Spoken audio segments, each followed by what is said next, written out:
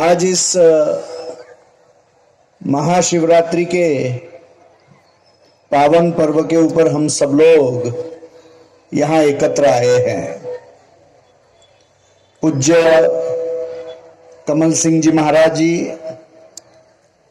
आदरणीय रामस्वरूप जी महाराज जी, मंच पर उपस्थित अन्य संतगण तथा कार्यकर्ता बंधु और यह मेरे सामने बैठे हुए इतने पुण्यवान लोग कि जिन्होंने एक माह उपवास और उपासना दोनों भी करते हुए यहाँ पर पूज्य महाराज जी के दर्शन के लिए, पूज्य खुम सिंह जी महाराज जी के समाधि के दर्शन के लिए यहाँ पर आप सब लोग पधारे हैं। आप सभी को भी मैं प्रणाम करता हूं। संपूर्ण देश भर में करोड़ों करोड़ों लोग सभी राज्यों में आज महाशिवरात्रि मना रहे हैं। आज का दिन बड़ा विशेष है क्योंकि सभी की हमारी मान्यता है कि भगवान शंकर जी, भगवान शिव जी और माता पार्वती का विवाह आज हुआ। शिव और शक्ति का यह विवाह है और आज के रात्रि की उपासना भी बहुत महत्व की मानी गई है। और आप सब लोग तो अपने अपने गांव में कल रात भर जागरण करके, उपासना करके, एक महीने का उपवास करके यहां पर पधारे हैं और अपने इस धाम का प्रसाद आप रात्रि के 12 बजे के बाद में लेंगे।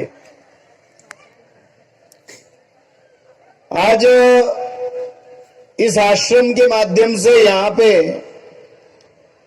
पूज्य खुम सिंह जी के महाराज जी के समय से ही धर्म का ही प्रचार नहीं तो समाज के उत्थान के लिए भी, समाज के सुधार के लिए भी बहुत काम करते लोग आए हैं। हम देखेंगे कि गोविंद गुरु जी की परंपरा यहां पर सही ढंग से चलाई जा रही है। पूज्य गोविंद गुरु जी ने भारत की स्वतंत्रता के लिए अपने इस समाज को खड़ा किया और जबरदस्त बलिदान देकर भी ब्रिटिशों के विरुद्ध का संघर्ष उन्होंने प्रारंभ किया, शुरू भी रखा। हम जानते हैं कि मानगढ़ धाम में कितने हमारे पूर्वजों का बलिदान हो गया देश की रक्षा के लिए, इस भारत देश की रक्षा के लिए। और यह विशेष बात है कि यहां पर जो आरती होती है, उस आरती में भारत का, इस भारत भूमि का, इस भारत माता का भी स्मरण किया जाता है। यह बहुत बड़ी बात, मैं विशेष बात मानता हूं और मैं पूज्य महाराज जी का अभिनंदन भी करता हूं कि केवल भगवान, केवल देव नहीं तो देश की भी बात वो कर रहे हैं। हम सबका देश एक है। जैसे गोविंद गुरु जी ने और यहां अपने मध्य प्रदेश में टंट्या मामा भील की, जो सही अर्थ में स्वतंत्रता सेनानी थे और जिन्होंने अपने जीवन का बलिदान ब्रिटिशों के विरुद्ध संघर्ष करते हुए किया। हम थोड़ा और पीछे जाएंगे, मैं इससे इनका स्मरण कर रहा हूं क्योंकि आज का दिन जैसे धर्म की, भगवान की उपासना का है, वैसे ही धर्म की रक्षा का संकल्प का भी है। और इसीलिए हमारे ऐसे पूर्वजों का, ऐसे भक्तों का, ऐसे संतों का हमको स्मरण करना चाहिए। और इसलिए पूज्य गोविंद गुरु जी, पूज्य खूम सिंह जी, आदरणीय स्वतंत्रता सेनानी टंट्या मामा भील, इनके भी पहले जो अन्य आक्रामक इस देश में आए, तो वो विदेशी और विधर्मी मुसलमान जो भारत के बाहर से आए, तो उनके विरुद्ध हम देखेंगे कि राणा पूंजा भील ने संघर्ष किया, महाराणा प्रताप के साथ में किया, मिलकर किया। हल्दी घाटी की प्रसिद्ध लड़ाई ये उन्होंने लड़ी धर्म की रक्षा के लिए। और इसलिए आज हम सब लोग यहां बैठे हुए बच्चे, महिलाएं, युवक, सभी भगत लोग, अनेक गांवों से आए हुए लोगों को जैसे आज हमको भगवान का स्मरण करना है, वैसे ही हमारे इन पूर्वजों का भी स्मरण करना है कि इन्होंने अपने इस भारत देश की, अपने इस धर्म की रक्षा करने के लिए कितना कष्ट सहन किया है, कितना बलिदान दिया है। ये इसलिए मैं बात कर रहा हूं कि पूज्य खूम सिंह जी महाराज जी ने हमारे जीवन में जो दोष आ गए थे, उन दोषों को दूर करने के लिए कितनी कठोर तपस्या और प्रयास किए हम सब लोग जानते हैं। यहां हम गुफा का दर्शन करते हैं तो उनके इन प्रयासों का, इनके इन तप का हमको स्मरण होता है, याद आती है। आज भी अनेक चुनौतियां हैं, धर्म के विरुद्ध भी है। अभी आप सबने मंदिर जाकर भगवान शंकर जी का दर्शन किया होगा, तो भगवान शंकर जी का दर्शन करने के पहले नंदी महाराज जी का दर्शन करना पड़ता है, क्योंकि नंदी महाराज जी से प्रार्थना नहीं करेंगे तो शिव जी कृपा नहीं करते। जैसे राम जी का दर्शन करना है तो हनुमान जी की प्रार्थना करनी पड़ती है। मगर आज एक तरफ तो हम नंदी महाराज जी की पूजा कर रहे, प्रार्थना कर रहे, और धीरे धीरे हमारे गांव में गौ माता की और नंदी महाराज जी की हत्या प्रारंभ हो गई है। हमको इसको रोकना पड़ेगा, क्योंकि केवल पूजा करना पर्याप्त नहीं है, धर्म की उपासना करना पर्याप्त नहीं है, धर्म की रक्षा भी करनी पड़ती है। ये दोनों काम है हमारे। और इसलिए हमको ये संकल्प करना पड़ेगा, क्योंकि संकट कैसा आ रहा है, माता पार्वती और भगवान शिव जी का विवाह का दिन है। इसलिए ये मैं बात कर रहा हूं आज का, कि हमारी जनजाति की बहु बेटियां आज मुसलमान भगा के लेके जा रहा है। ये कितना बड़ा अपमान है। आज हमको आज संकल्प करना पड़ेगा कि हमारे गांव की एक भी हमारी बेटी मुसलमान के घर में नहीं जाएगी। ये हमको तय करना पड़ेगा। हमारी बहु बेटियों की रक्षा और हमारे जमीन की रक्षा हमारे लिए बहुत महत्व की है। हमने भारत माता की जय कहा है ना, हमने भारत देश की जय कहा है, और इसलिए ये देश अखंड है, ये देश की सुरक्षा हो, यहां के जमीन की सुरक्षा हो, और हमारे बहु बेटियों की रक्षा हो। षड्यंत्र कैसा चल रहा है कि हमारे जनजाति की बेटियों को बहलाकर फुसलाकर मुसलमान विवाह कर रहा है, क्योंकि उसको पता है वो हमारी जमीन नहीं खरीद सकता है, तो विवाह करके घर में घुस रहा है। अभी जो बच्चे हो रहे उनको मुसलमान नाम रख रहा है, और फिर बाद में पुनः दूसरी हमारी बहु बेटियों को ढूंढकर अपने बच्चों के साथ विवाह करा रहा है। तो हमारी राजनीति भी छीन रहा है, हमारी जमीन भी छीन रहा है, हमारी बहू बेटियां भी छीन रहा है। ये चलेगा नहीं। और इसलिए मुझे लगता है कि हम सब लोगों को इन बातों के बारे में विचार करना चाहिए कि हमारे गांवों में क्या हो रहा है। दूसरी बात, हमारे पूर्वजों ने कभी अपना धर्म नहीं छोड़ा, मगर आज यहां ईसाई मिशनरी घुसकर